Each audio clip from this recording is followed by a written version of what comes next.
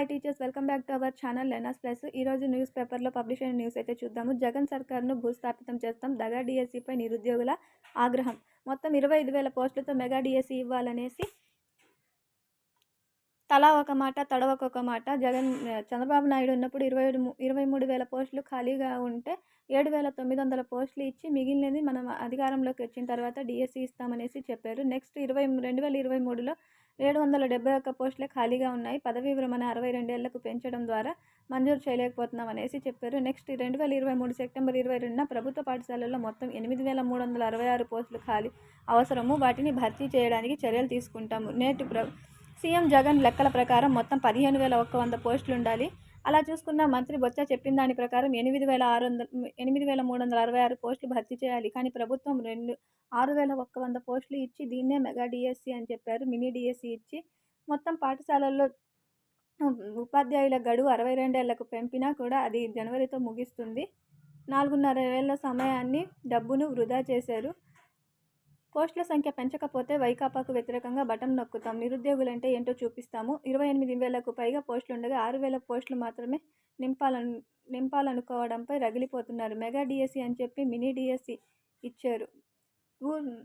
వైకాపా ప్రభుత్వాన్ని భూస్థాపితం చేస్తాము అనేసి ప్రతిభూనిన నిరుద్యోగులు. ఏపీ డిఎస్సి అభ్యర్థులకు మేము ప్రతిజ్ఞ చేస్తున్నాం. 2019 ప్రతిపక్షంలో ఉన్న ఈ వైకాపా రాష్ట్రంలో 23,000 ఉపాధ్యాయ పోస్టులు ఖాళీగా ఉన్నాయని, ఏటా జాబ్ క్యాలెండర్ ఇస్తామని చెప్పింది.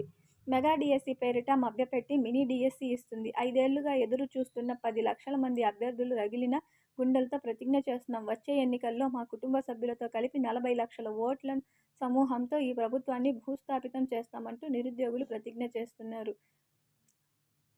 జగన్ సర్కారు ఉపాధ్యాయ పోస్టుల భర్తీకి మెగా డిఎస్సి కాదు, దగా డిఎస్సి వేస్తుంది అని నిరుద్యోగులు మండిపడుతున్నారు. సోమవారం అనంతపురం కలెక్టరేట్ ఎదురుగా హైవేపై స్టడీ కుర్చీలు వేసుకుని డిఎస్సికి సన్నద్ధమవుతున్నట్లు నిరసన తెలిపారు. సీఎం జగన్, బొత్స సత్యనారాయణ, ప్రభుత్వ సలహాదారుల సజ్జల రామకృష్ణారెడ్డికి వ్యతిరేకంగా నినాదాలు చేశారు. 25,000 పోస్టులతో మెగా డిఎస్సి ప్రకటించాలని డిమాండ్ చేశారు. తిరుపతిలో ర్యాలీ అనంతరం ఆర్టీఓ కార్యాలయం ముట్టడికి ప్రయత్నించారు. కనిగిరిలో భారీ ర్యాలీ, రాస్తారోకో తర్వాత ఆర్టీడీఓ కార్యాలయం ఎదుట ధర్నా చేశారు. పామూరు బస్టాండ్ సెంటర్లో మానవహారం చేపట్టారు. ధర్నాకు పోలీసులు అడ్డుకోవడంతో ఇరు వర్గాల నడుమ వాగ్వాదం జరిగింది. అనకాపల్లి కలెక్టరేట్ ఎదుట నిరసన తెలిపారు.